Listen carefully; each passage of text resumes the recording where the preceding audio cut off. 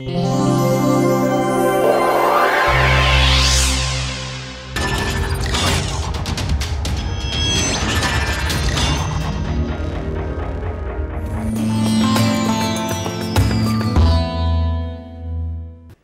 morning. Let us continue our discussion of drop and velocity size distributions as applicable to sprays.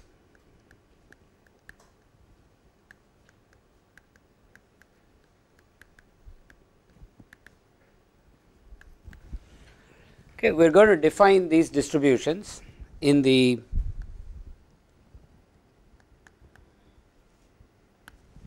X V space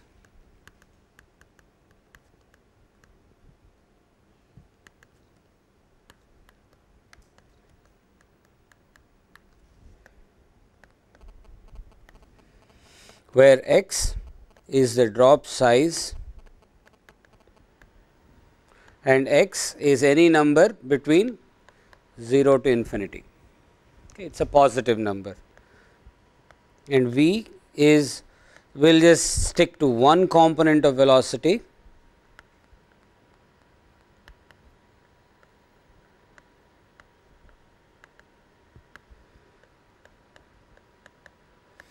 and because the component of velocity can be either positive or negative, it goes between minus infinity to infinity.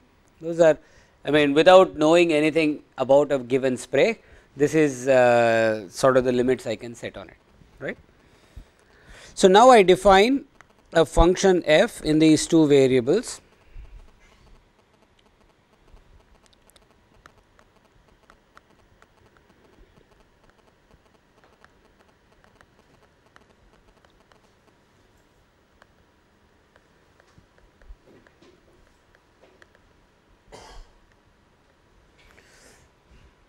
F of x comma v is a probability density function if it satisfies two properties.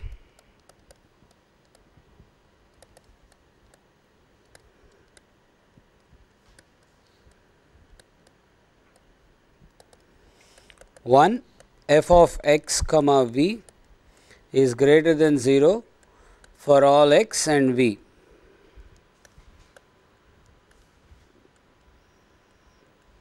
That are admissible.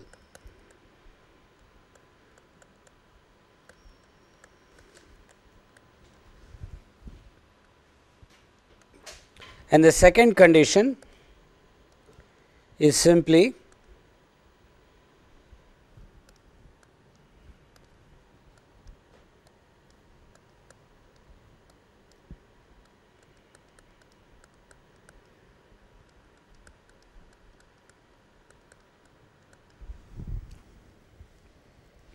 that if I was to integrate the probability density function over the set of limits, that has to add up to 1.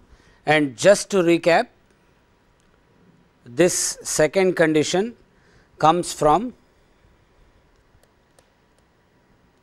our basic definition of a probability density function, that f of x comma v times dx dv is the actual probability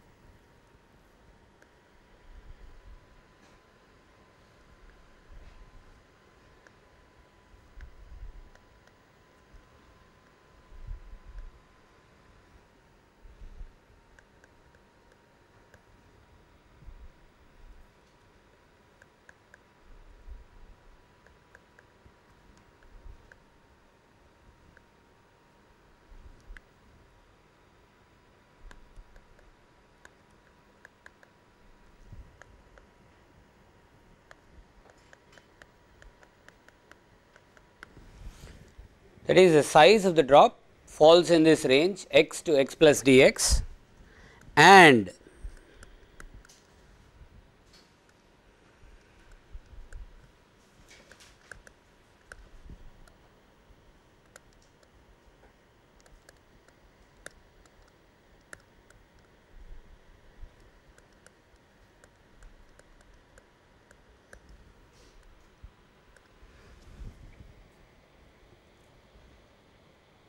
okay. So, if f of x comma v is a probability density function,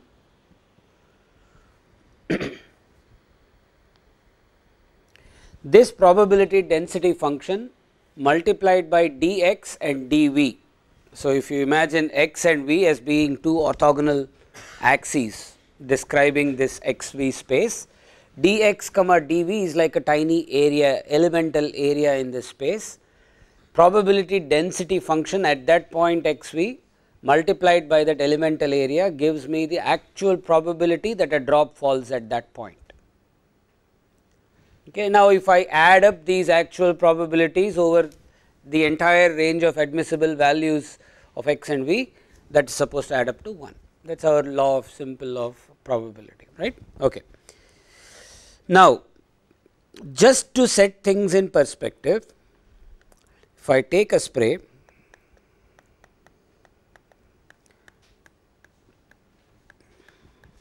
I have a spray nozzle that has got this spray. I have, in the most general description, 3 spatial coordinates describing this spray. So, if I draw an axis,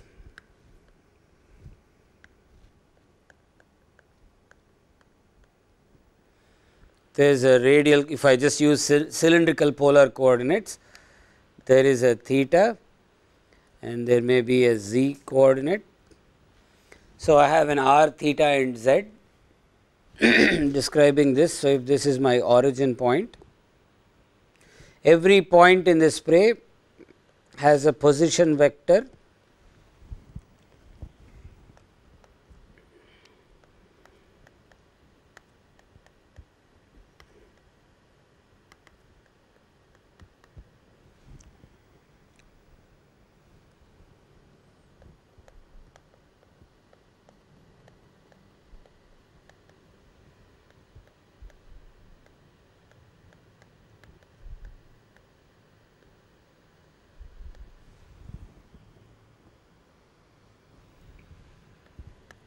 I will write it more compactly.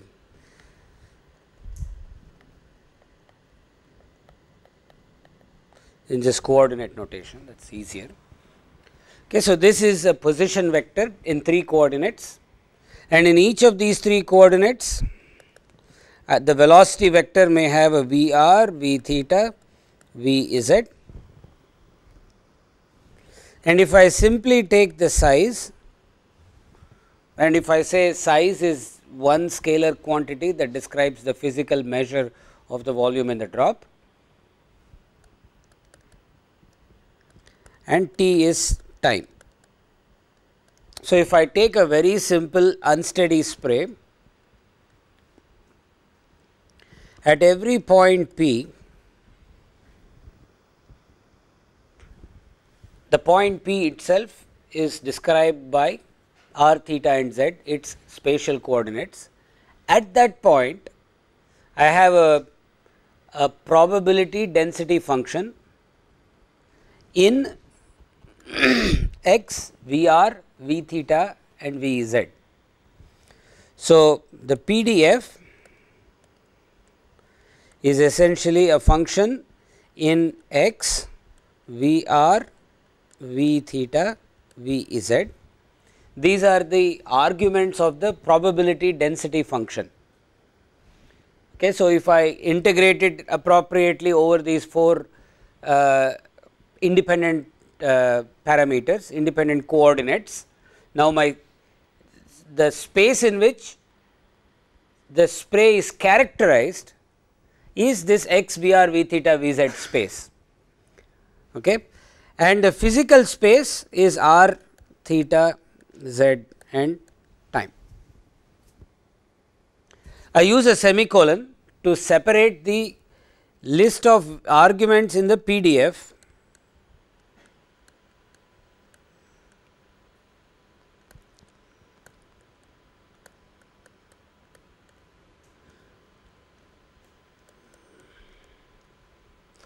So, list of arguments, I will say describing the PDF space,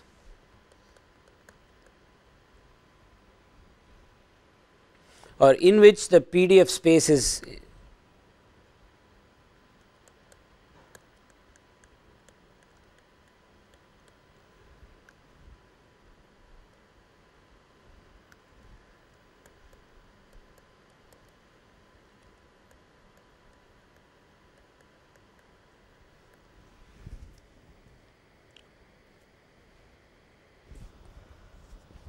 this would be the most complete description of a spray.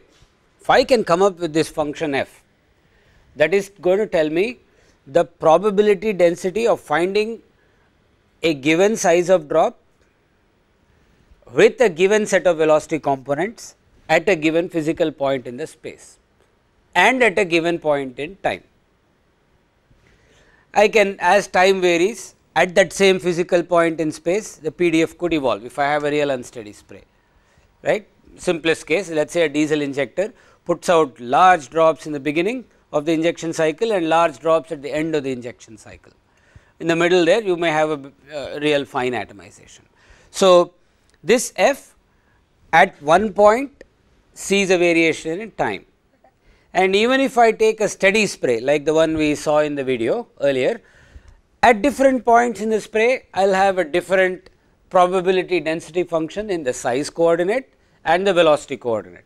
So, just to set, we started to talk of f of x comma v as a probability density function in this 2 parameter space.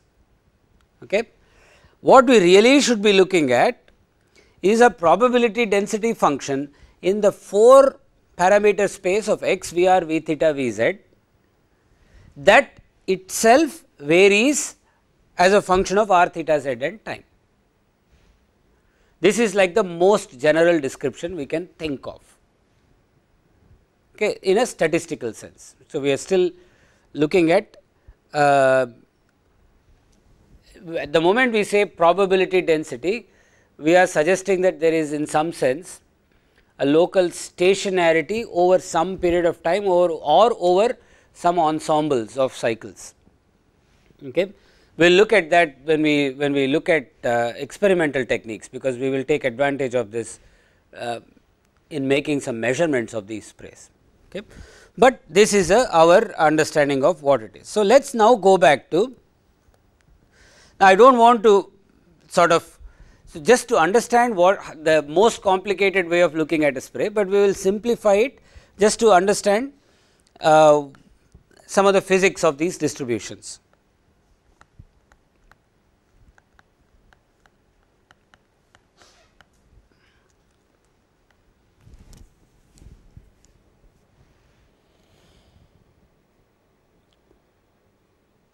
Okay, we said integral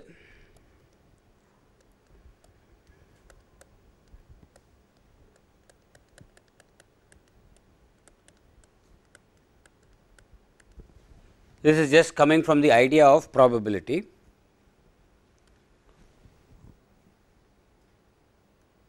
Okay. Now, if f x comma v dx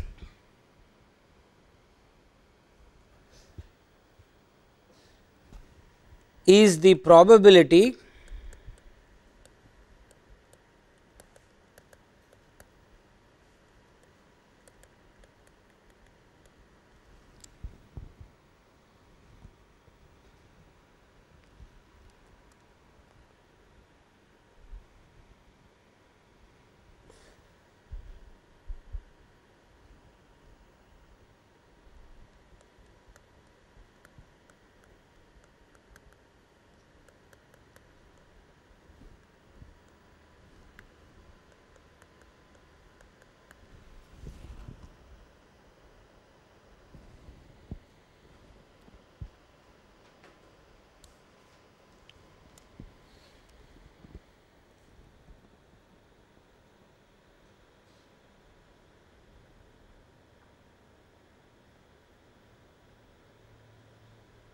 of any velocity,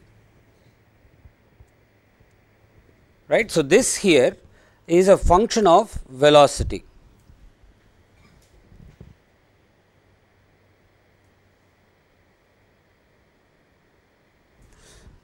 If I perform this integration from 0 to infinity, this becomes, I will put this in curly braces,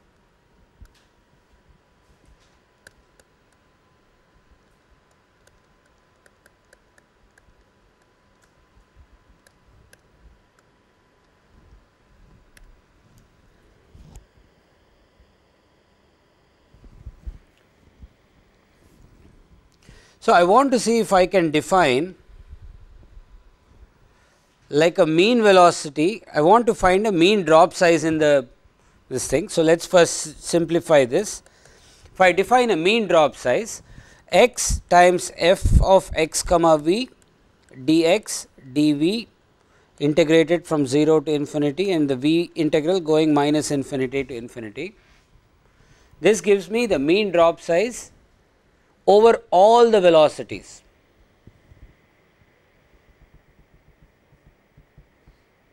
Okay.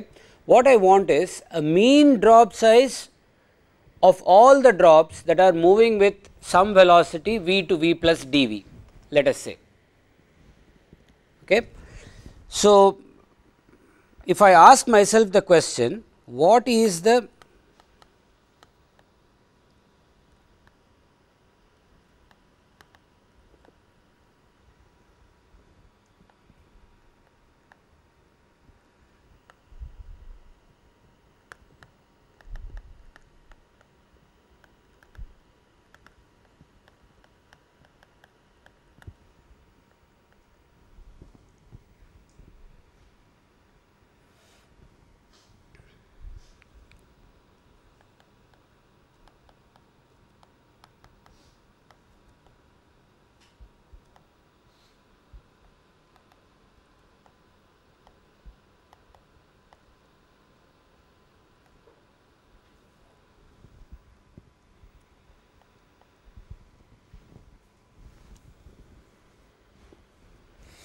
if I ask myself this question, then x f of x comma v is first of all f of x comma v dx dv is the probability of finding a drop in the size x to x plus dx. So, if x is the size, then the probability multiplied by the size added over all the limit, okay, gives me a differential probability of all the drops in the range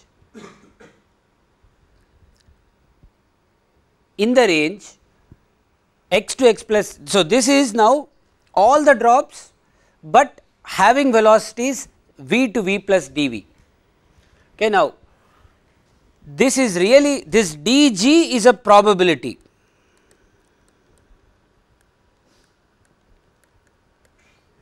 Because I have taken the probability of the f of x comma v dx dv is a probability, then I have taken all the probabilities and added them up, but I have not added up all the possible probabilities over all the range of v going minus infinity to infinity. So, dg is basically a probability of finding a drop of any size, okay, of any size. Let us do one thing, we will even erase this x. So, just to get our argument straight with the probability part, and then we will look at the mean part. So, if f of x comma v dx, and if I am only integrating in the limits over x, that is giving me a differential probability of finding a drop in the range v to v plus dv. Okay. So, let us first define that. So, this dg d over dv is integral 0 to infinity f of x comma v dx. This is the velocity probability density function.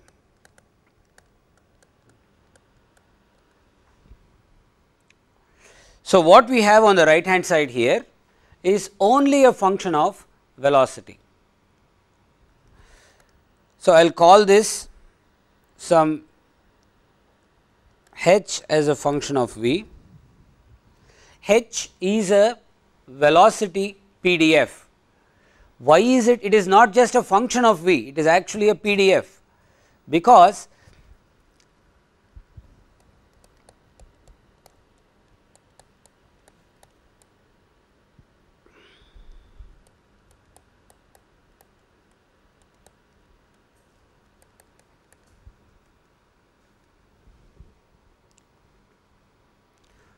this is automatically satisfied.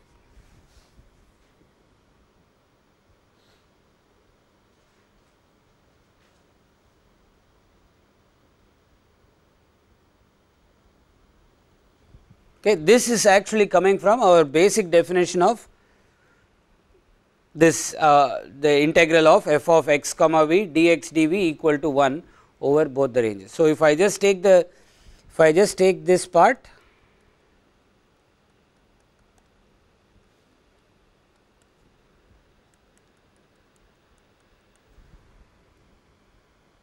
and if I call that some new function h, the integral still remains 1.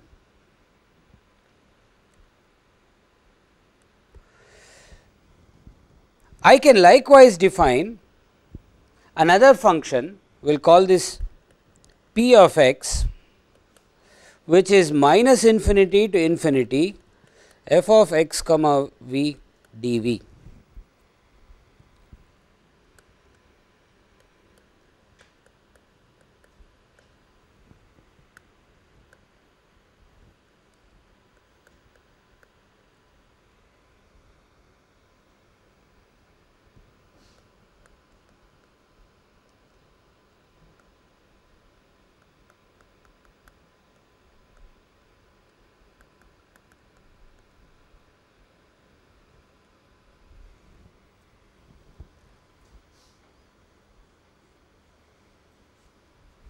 So, this p of x is where I have integrated out the probability in the velocity space. So, I do not care what is this is a mathematical statement, what it physically means is that I do not care what the velocity is, tell me what the probability is of finding a drop in the size x to x plus dx, what the probability is of finding a drop in the size x to x plus dx, and that probability divided by dx gives me the probability density. Okay, that is what this p of x is.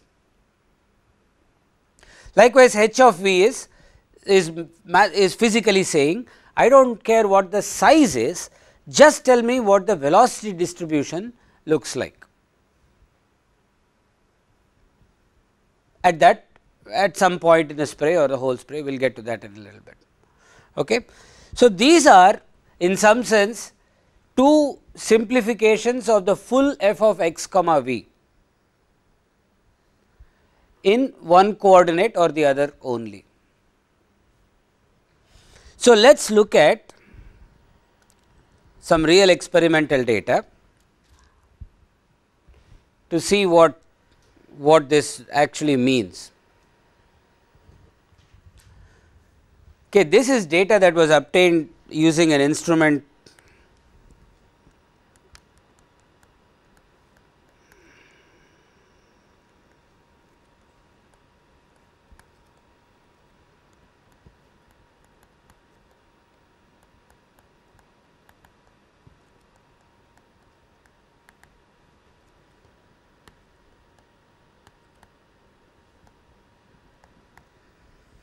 This is experimental data at one spatial location in the spray. Now, what we see here, I mean there is about 10,000 dots on this graph, each dot is one drop. So, this was an instrument called the PDPA.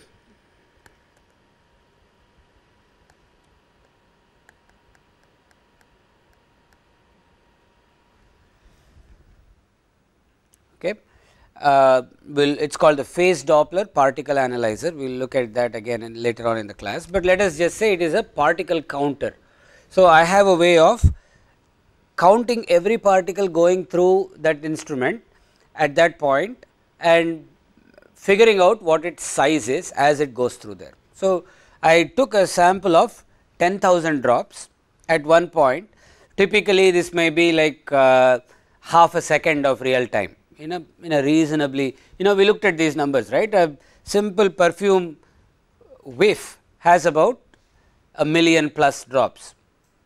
Okay, so, to sample 10,000 drops is is hardly any time.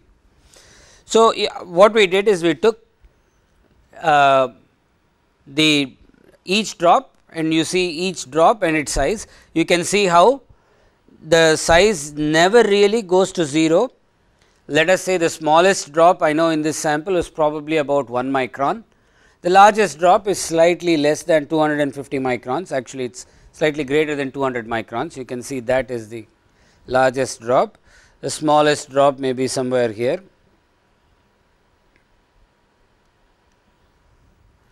So, if I now take the probability density of this and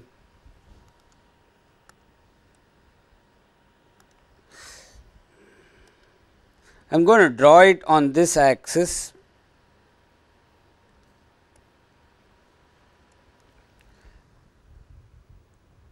You can see how the density is 0 at 0, the density quickly rises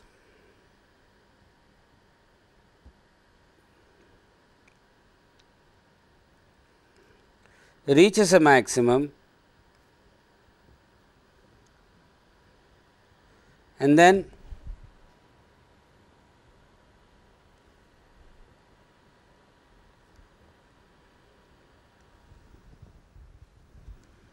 in fact, since this is experimental data, it actually becomes 0. Let me just make that line a little straighter.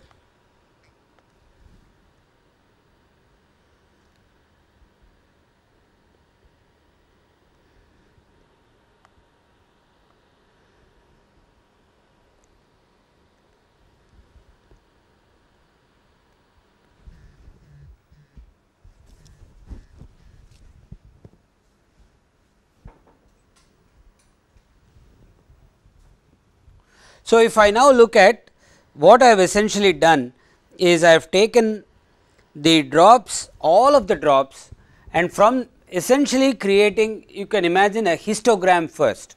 So, I have created a histogram and from that histogram I have constructed what looks like a continuous curve, which is my, so this is my probability density function in the drop size space. Okay. We will look at a stepwise procedure of doing this in an example as well, but for now that red curve that I have drawn on top of these blue dots, you can see sort of qualitatively indicates a density of these drops in this vertical coordinate called diameter. Okay, the vertical coordinate is like a diameter and how densely are these drops packed in that space is this red curve is an indication of that. You can also see that it satisfies all of the general criteria we set out for an actual spray PDF, which is saying that the probability density should be nearly 0, should be 0 for drop size being 0. The probability density should tend towards 0 as the drop size becomes large. The probability density should achieve a maximum at least one point. So, for example, I could for all I care have more drops at another point. So, that would give me 2 peaks on the drop size distribution, that would be perfectly acceptable. It would just be called a bimodal distribution, and I could go on and there is nothing that precludes us from having more and more maxima, but in a real spray a bimodal distribution is about as complicated as we get. Typically a single mode single maximum point on the PDF is what is more commonly observed. Okay. So, now if I move on to the velocity, now in this case I have not plotted the velocity, this is actually a plot of speed. Okay. The speed is slightly different from velocity, in that velocity is allowed to go from minus infinity to infinity, speed is only a positive number. So, without going into much details, you can see how if I were to draw a PDF of this,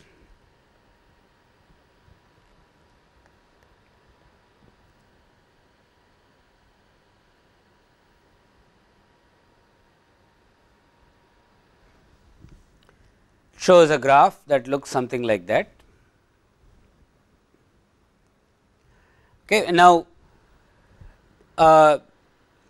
we will look at functional forms of these graphs a little later on, but essentially you can see again that it is hard to find a particle that is of 0 speed, meaning there are hardly any dots near the bottom of this vertical axis.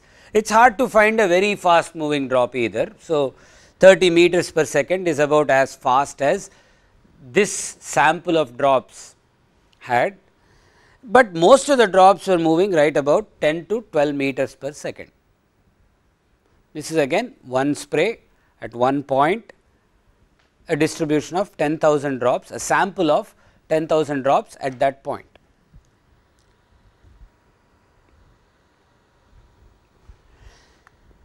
Now, if I take the size and velocity as the two independent axes now. So, look at it this way, I have the diameter on the x axis and real axial velocity now on the y axis.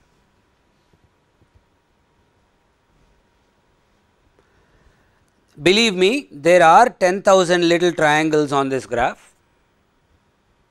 So, every drop that we sampled, that we showed in the previous two graphs, where the x axis in the previous two graphs was a number called the particle number. It is like a, it's imagine I slap on an ID to every particle that is coming through 1 to 10,000.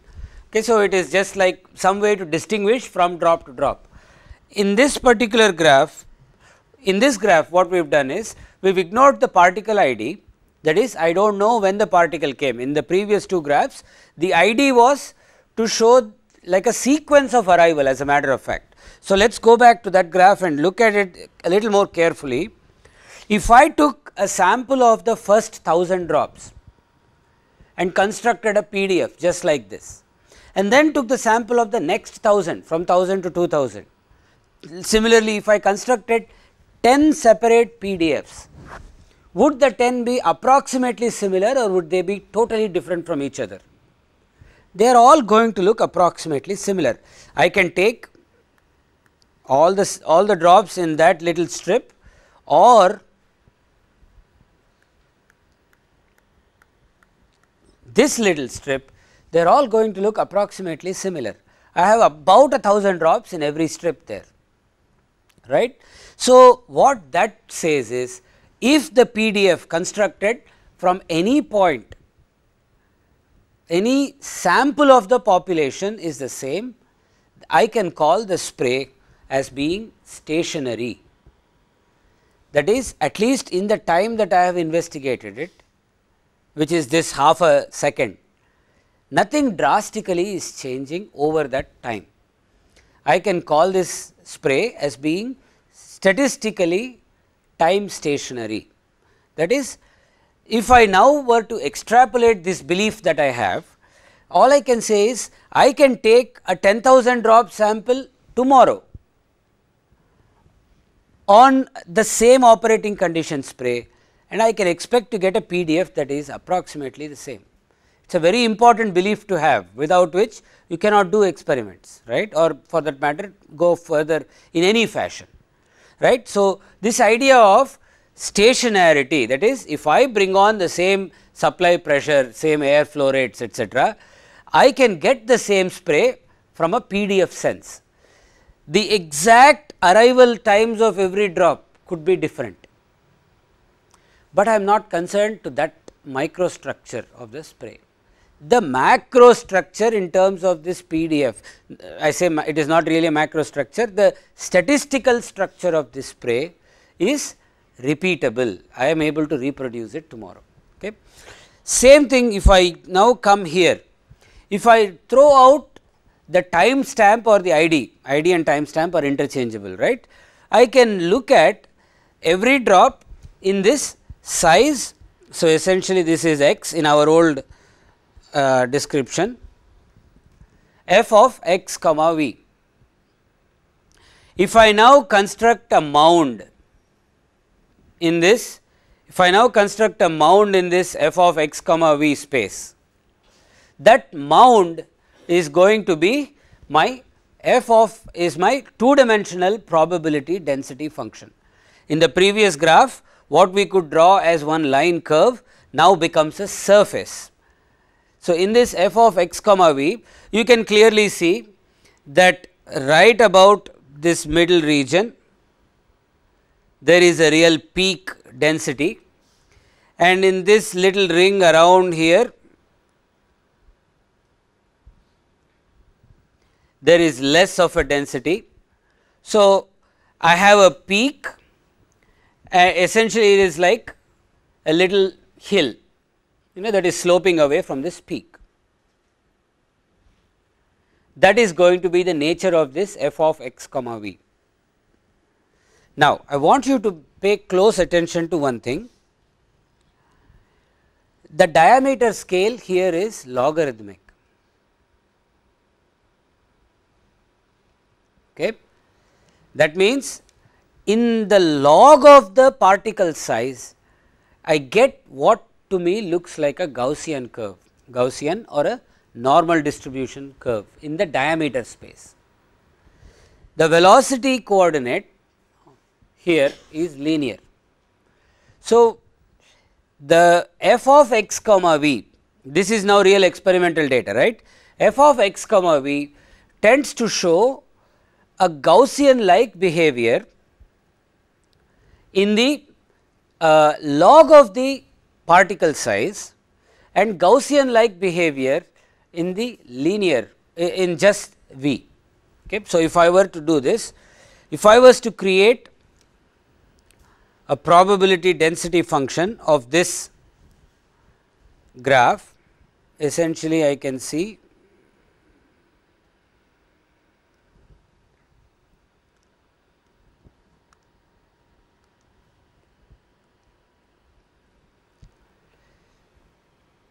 this is my p of x from the previous graph.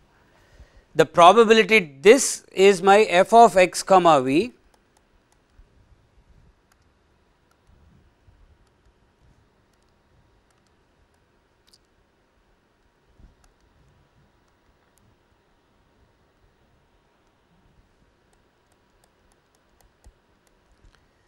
so these dots in some sense, if I was to process them appropriately, I will get f of x comma v.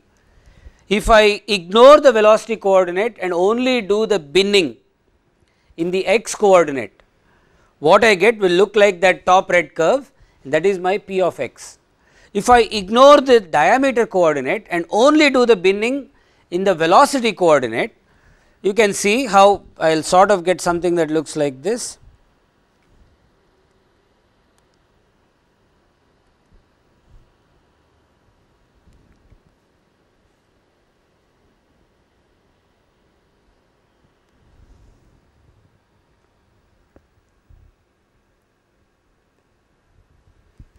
This is my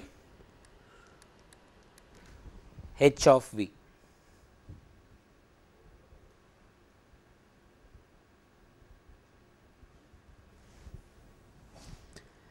So, this is a graphical representation from a real data set of what p of x is, what h of v is, and what f of x comma v is.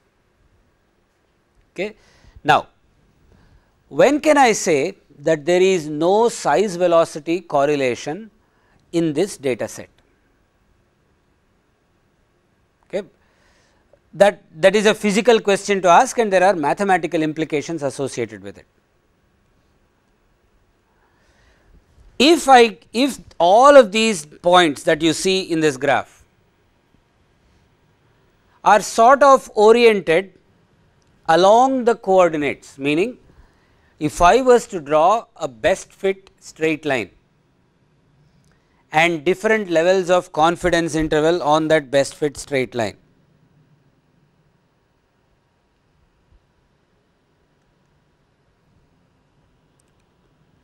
If the straight line is going to be a horizontal line,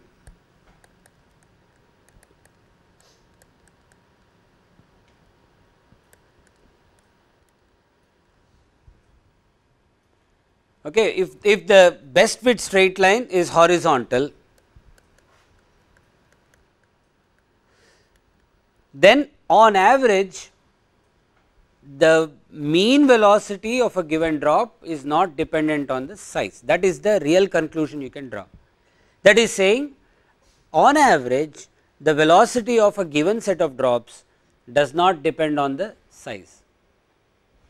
You can take any sample from any size part, you will get the average velocity to be about the same. That is the actual precise meaning of size and velocity correlation. I can do the same thing to the velocity axis. If I draw a best fit straight line of the diameter as a function of the axial position, that is to say, what is the average size of all the drops that are moving with a given velocity, and if that also happens to be a vertical line,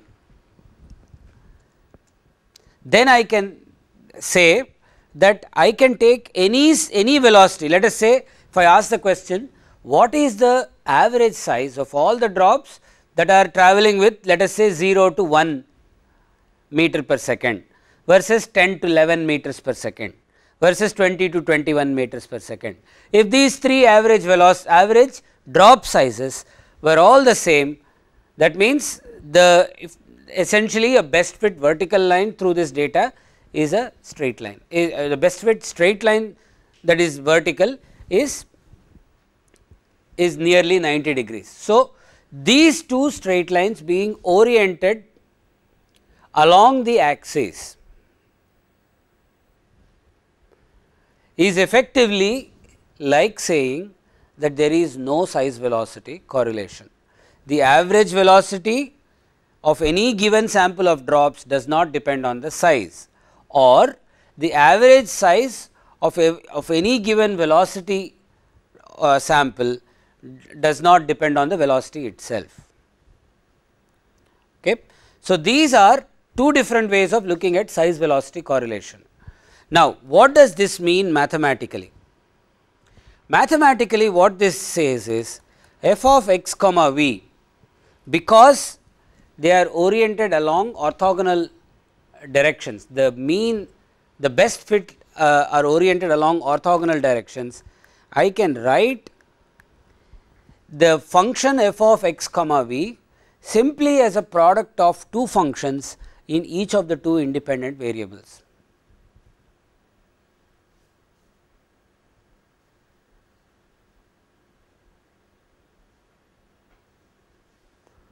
Okay.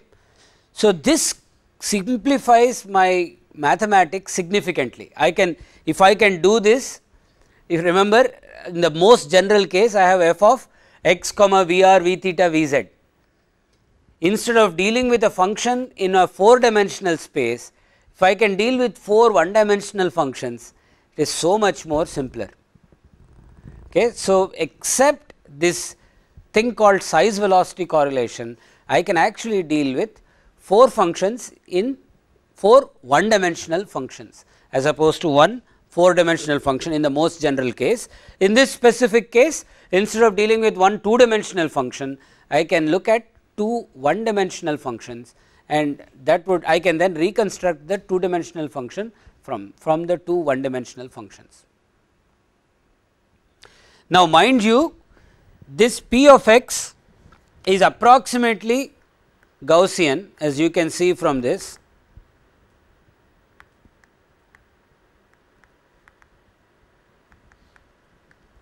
And v of h of v is also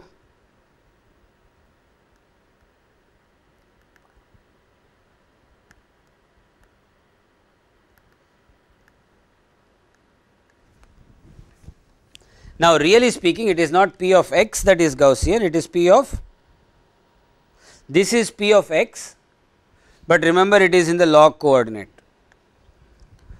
So, it is Gaussian in the log coordinate.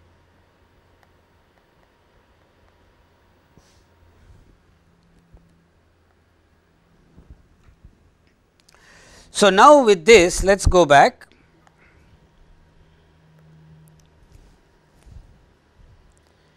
and look at some very simple functional forms. So, if I have to take this kind of data and actually generate p of x or h of v, what I need is a mathematical function for p of x or for h of v that I can find a best fit to this data set. Okay. So, some of those mathematical functional forms are listed here. The simplest is called the normal distribution. Okay. So, this is like your h of v. Okay, I have just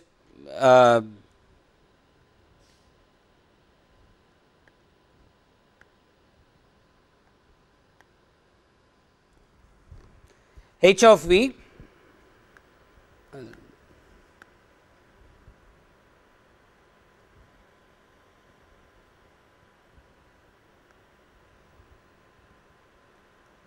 is given by this 1 over root 2 pi times sigma n in the denominator exponential of v minus v bar squared by sigma n squared.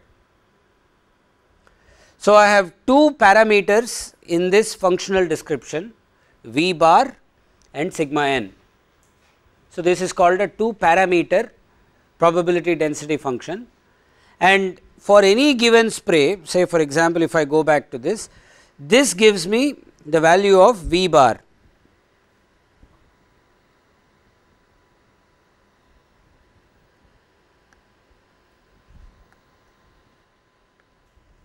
This gives me the value of v bar, and like a spread, an extent of the spread gives me sigma n.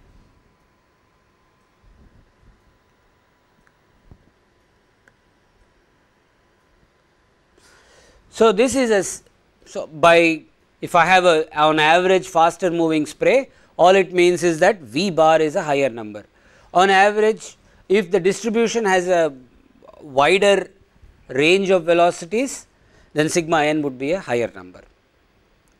Okay. So, this is a functional form that I can fit to any sort of a PDF. You can imagine how at different points in the spray, because the sample of drops are moving with different velocities and different spreads in the velocity, v bar and sigma n would be a function of the spatial coordinates. So, a PDF like this, is a PDF in two parameters. Those two parameters can become functions of r theta z and time. Okay. So, the reason I put the semicolon in that 7 parameter in that 8 parameter description is the PDF itself is only in the variable v, but the parameters in the PDF v bar and sigma n can be functions of r theta z and t. Okay. Now, so this is one simple PDF that occurs quite commonly, we will see this. The second is the log normal distribution.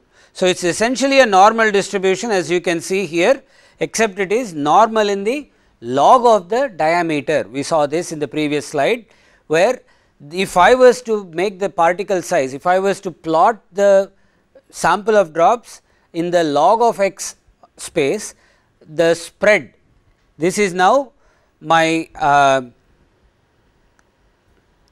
p of x looks approximately Gaussian.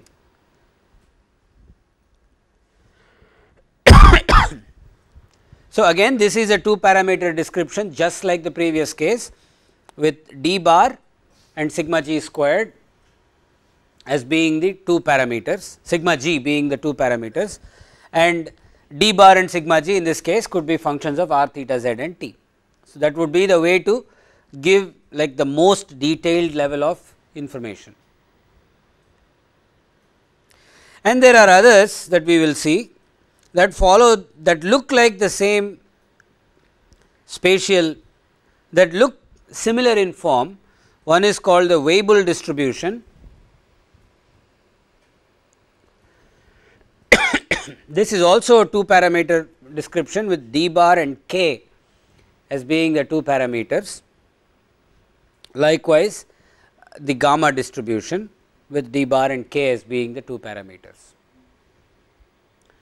Okay, so, these are just examples of functional forms that you can use for either the p of x or h of v in the previous case, and as long as you have no size velocity correlation, you can choose to describe f of x comma v as simply a product of p of x and h of v.